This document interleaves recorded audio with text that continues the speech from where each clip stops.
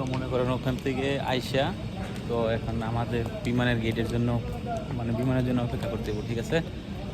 তো ওই জায়গায় আমরা অপেক্ষা করবো, আমাদের গেট নাম্বার হচ্ছে 45, ঠিক আছে। তো এখানে আসলে আপনারা সবাই এখান থেকে যে যার মতো করে গেটের মেঝে যাইতে পারবেন, ঠিক আছে।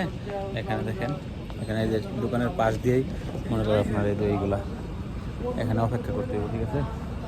এই দেখেন এখানে গেট নাম্বার সব লেখা আছে, যে যার যার বিমান যেই গেটে এই গেটে থাকতে হবে, ঠিক আছে। আবার এখানে আবার দেখেন আপনার কফি আছে, সব কিছু আছে, যার দরকার আপনি সে নিতে পারেন এটা, ঠিক আছে, কোনো সমস্যা নাই, ঠিক আছে।